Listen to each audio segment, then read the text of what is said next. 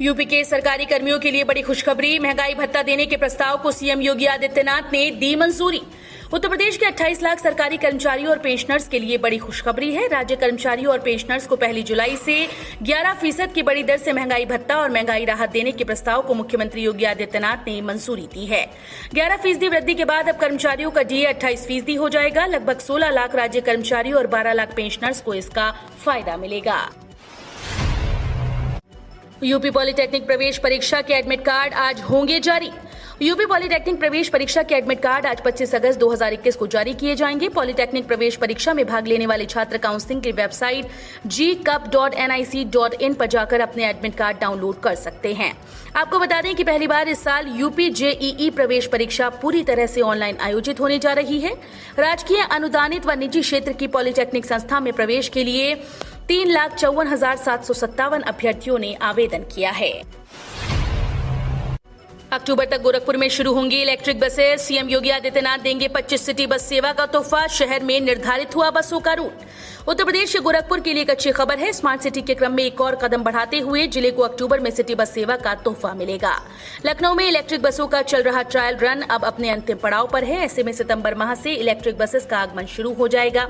अक्टूबर में सीएम योगी आदित्यनाथ की हरी झंडी दिखाई जाने के बाद इनका संचालन शुरू हो जाएगा। योगी सरकार का फैसला, इस साल यूपी में नहीं होगा शिक्षकों का सम्मान, ये है कारण।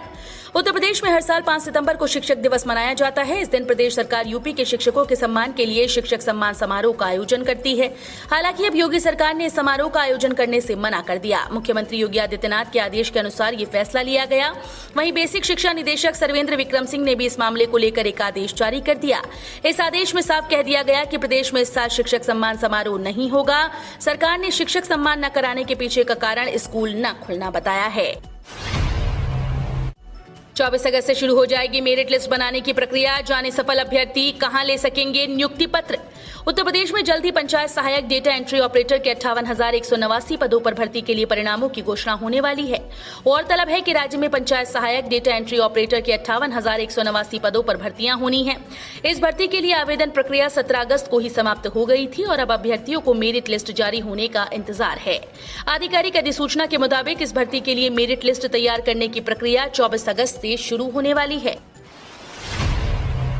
राम मंदिर के मुख्य मार्ग का नाम कल्याण सिंह रखने पर साधु संतों में खुशी। सरकार से की अब ये मांग। यूपी के 2 बार मुख्यमंत्री रहे और 2 अलग अलग प्रदेशों के राज्यपाल रहे कल्याण सिंह का अयोध्या से गहरा नाता रहा है। यही कारण है कि उनके निधन के बाद सबसे ज्यादा दुखी अयोध्या के साधु संत और आम लोग हैं। सभी का ये मानना रहा कि कल्याण सिंह वो शख्स हैं जिनकी बदौलत आज अयोध्या के राम जन्मभूमि परिसर में भव्य और दिव्य राम मंदिर का निर्माण हो रहा है। इसके लिए उन्होंने ना तो कुर्सी की परवाह की और ना ही सरकार की। एसी इकोनॉमी बोगी वाली लखनऊ की पहली ट्रेन होगी पुष्पक एक्सप्रेस। 30 अक्टूबर से बदल जाएंगे कोच। आईएसओ प्रमाणित पुष्पक सुपरफास्ट एक्सप्रेस का कलेवर बदलने की 2 साल की कोशिश रंग लाई। रेलवे बोर्ड ने पुष्पक एक्सप्रेस की पुरानी कन्वेंशनल बोगियों की जगह लिंक हाफमैन बुश क्लास वाली रैक को लगाने के प्रस्ताव को मंजूरी दे दी है। अब 30 अक्टूबर से पुष्पक एक्सप्रेस मुंबई से और 1 नवंबर से लखनऊ जंक्शन से LHB बोगियों के साथ चलेगी। खास बात यह है कि 83 सीट्स वाली AC 3rd economy bogie Lucknow में पहली बार पुष्पक एक्सप्रेस में लगेगी। दाढ़ी रखने पर रोक के खिलाफ अर्जी खारिज। एससी ने कहा सेक्युलर होनी चाहिए पुलिस फोर्स की छवि। उत्तर प्रदेश हाईकोर्ट की लखनऊ बेंच ने एक महत्वपूर्ण निर्णय देते हुए उत्तर प्रदेश पुलिस में दाढ़ी रखने पर रोक के खिलाफ दाखिल याचिका खारिज कर दी। 12 अगस्त को पारित निर्णय में एकल पीठ ने कहा कि पुलिस बल की छवि सेक्युलर होनी चाहिए। ऐसी छवि राष्ट्रीय एकता को मजबूत करती है। इसके अलावा कोर्ट ने याचिका दाखिल करने वाले सिपाही के खिलाफ जारी निलंबन आदेश और आरोप पत्र में भी दखल देने से इनकार कर दिया। ईएसआईसी में अब आएंगे 30,000 रुपए वेतन पाने वाले कर्मचारी। नौकरी पेशा के लिए राहत भरी खबर आ रही है। खबर है कि राज्य कर्मचारी बीमा निगम के मेडिकल स्कीम का दायरा बढ़ सकता है। इस स्कीम के तहत 30,000 रुपए तक वेतन पाने वाले कर्मचारियों को शामिल किया जा सकता है। फिलहाल ईएसआईसी का लाभ 21,000 रुपए तक वेतन पाने वाले कर्मचारी उठा सकते हैं। इस नए प्रस्ताव को ईएसआईसी बोर्ड की बैठक मीटिंग में रखा जाएगा, जहां मंजूरी के बाद इसे मोदी सरकार के पास भेजा जाएगा।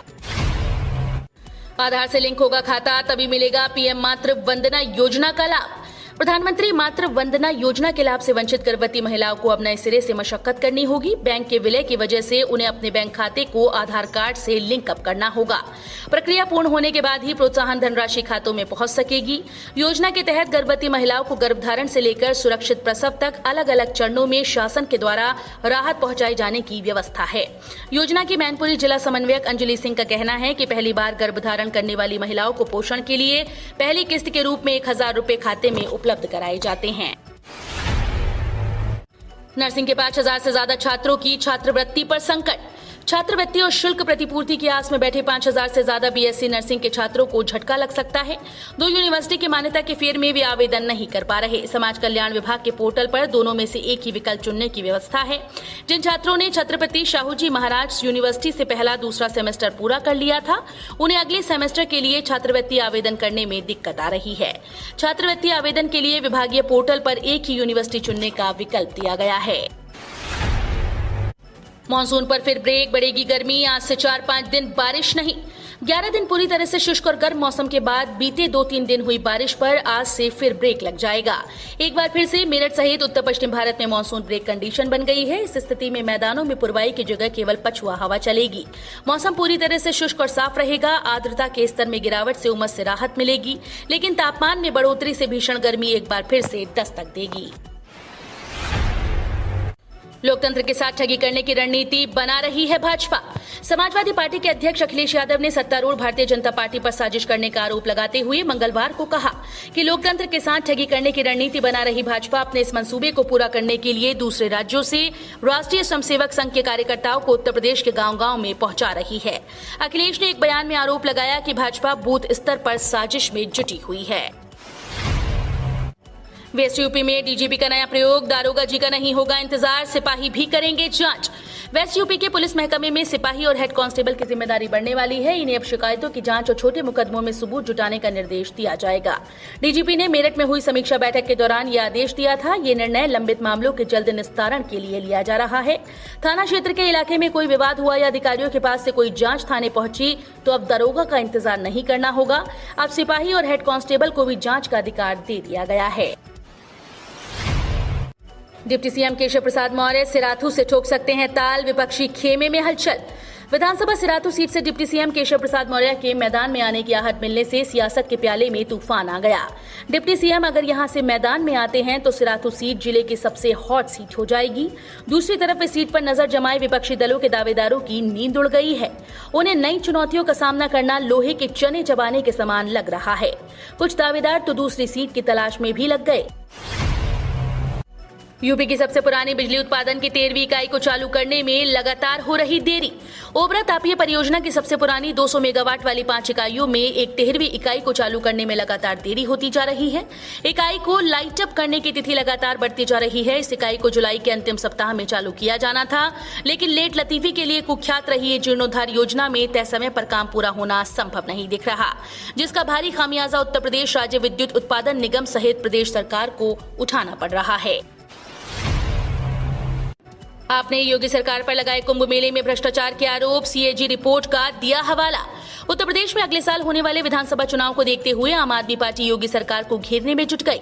नियंत्रक एवं लेखा महापरीक्षक की रिपोर्ट के आधार पर आम आदमी पार्टी के राज्यसभा सांसद सदस्य संजय सिंह ने यूपी की योगी सरकार के खिलाफ साल 2019 में संगम नगरी प्रयागराज में आयोजित कुंभ मेले में बड़े पैमाने पर भ्रष्टाचार का आरोप लगाया। संजय सिंह लगातार भ्रष्टाचार के मामलों को लेकर योगी सरकार के खिलाफ मोर्चा खोले हुए हैं।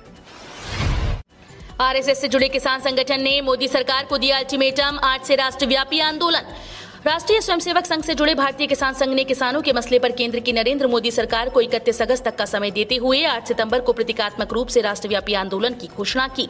संघ के राष्ट्रीय कोषाध्यक्ष युगल किशोर मिश्र ने मंगलवार को बलिया में मोदी सरकार पर निशाना साधते हुए दावा किया कि राष्ट्रीय स्वयंसेवक संघ मोदी सरकार को संचालित नहीं करता है, वरना उनके संगठन को आंदोलन का रास्ता अख्तियार नहीं करना पड़ता। यूएई ने भारत से आने वाले यात्रियों के लिए वीजा ऑन अराइवल की सुविधा अस्थायी तौर पर रोकी।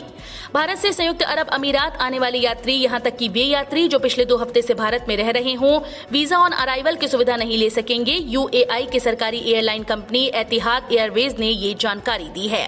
हालांकि इस फैसले के पीछे के कारण के बारे में ज्यादा जानकारी नहीं दी गई। SBI स्टूडेंट्स का विदेशों में पढ़ने का सपना करेगा पूरा। 1.5 करोड़ तक के एजुकेशन लोन के लिए इस तरह करें अप्लाई। विदेशों में पढ़ने की योजना बना रहे स्टूडेंट्स को SBI बेहतरीन सुविधा दे रहा है। SBI ने नया एजुकेशन लोन लॉन्च करा है। इसके तहत स्टूडेंट्स को विदेश में पढ़ाई का मौका मिलेगा। बैंक ने इस लोन का नाम SBI ग्लोबल एडवांटेज दिया है। इस लोन की मदद से भारत के छात्र विदेशों के कॉलेजेस में दाखिला ले सकेंगे। उन्हें पढ़ाई की सुविधा मिल जाएगी। SBI के अनुसार छात्रों को आगे बढ़ाने के लिए इस स्कीम को लॉन्च किया गया है। बोले राकेश टिकैत के भाई नरेश, 5 सितंबर को मुजफ्फरनगर में महापंचायत नहीं किसानों का धर्म युद्ध है। केंद्र सरकार के 3 नए कृषि कानूनों के खिलाफ किसानों का आंदोलन लगातार जारी है। भारतीय किसान यूनियन के नेता नरेश टिकैत ने कहा कि 5 सितंबर को मुजफ्फरनगर में आयोजित पंचायत किसान महापंचायत नहीं बल्कि किसानों का धर्म युद्ध है। बताते चले कि ये महापंचायत पंचायती राज मंत्री भूपेंद्र चौधरी द्वारा पूर्व प्रधानमंत्री चौधरी चरण सिंह पर की गई टिप्पणी के खिलाफ बुलाई गई है। यूपी के पहले आयुष विश्वविद्यालय का शिलान्यास करने 28 को गोरखपुर आएंगे राष्ट्रपति रामनाथ कोविंद। मुख्यमंत्री योगी आदित्यनाथ की मंशा के अनुरूप गोरखपुर चिकित्सा शिक्षा का हब बनने की ओर तेजी से अग्रसर है। इस सिलसिले को मजबूत करने में 28 अगस्त का दिन इतिहास के पन्नों में दर्ज होने जा रहा है। इस दिन प्रदेश के पहले आयुष विश्वविद्यालय की नींव रखी जाएगी तो गोरक्षपीठ की तरफ से स्थापित निजी विश्वविद्यालय शिक्षार्थ आइए सेवार्थ जाइए की भावना से जनता को समर्पित किया जाएगा। योगी सरकार का बड़ा ऐलान, बाढ़ में पशुओं की मौत पर मिलेगी आर्थिक सहायता। बाढ़ व अन्य दैवीय आपदा में हर प्रभावित की मदद को योगी सरकार ने व्यवस्था कर रखी है। राहत सामग्री वितरण, जनहानि व क्षतिग्रस्त मकानों के लिए भरपूर आर्थिक मदद के साथ ही पशु हानि पर प्रति पशु 30,000 रुपए तक की क्षतिपूर्ति का प्रावधान किया गया है। यही नहीं, आपदा में यदि किसी शिल्पकार दस्तकार के औजार का नुकसान हुआ हो तो उसे भी मदद की जाएगी। मानसून के इस मौसम में कुछ गांव बाढ़ प्रभावित हैं। इस दौरान यदि किसी पशुपालक के पशु की मृत्यु हो जाती है तो उसे परेशान होने की जरूरत नहीं होगी। बड़ी खबर, सरकारी दुकानों से राशन लेने के नियमों में होने जा रहा बदलाव, जानिए नए प्रावधान। इस संबंध में खाद्य और सार्वजनिक वितरण विभाग के सचिव सुधांशु पांडे ने बताया कि मानकों में बदलाव को लेकर पिछले 6 माह से राज्यों के साथ बैठक की जा रही है। राज्यों के द्वारा दिए गए सुझाव को शामिल करते हुए पात्रों के लिए नए मानक तैयार किए जा रहे हैं। इस महीने ये मानक फाइनल कर दिए जाएंगे। नए मानक लागू होने के बाद केवल पात्र व्यक्तियों को ही लाभ मिलेगा, अपात्र लोग लाभ नहीं ले पाएंगे। यूपी में ट्रेसिंग, टेस्टिंग और ट्रीटमेंट से बेहतर हो रहे हालात। 24 घंटे में मिले 28 नए कोरोना संक्रमित केस। उत्तर प्रदेश में कोरोना महामारी की दूसरी लहर पर प्रभावी नियंत्रण बना हुआ है। ट्रेसिंग, टेस्टिंग और त्वरित ट्रीटमेंट के मंत्र से अच्छे परिणाम मिल रहे हैं। राज्य के 14 जिलों में अलीगढ़, औरैया, बदायूं, देवरिया, फर्रुखाबाद, फतेहपुर, गोंडा, हमीरपुर, हरदोई, कानपुर देहात, महोबा, मिराजपुर, संत कबीर नगर और उन्नाव में कोविड का एक भी मरीज नहीं है। पिछले 24 घंटों के दौरान 28 नए मरीजों की पुष्टि हुई है।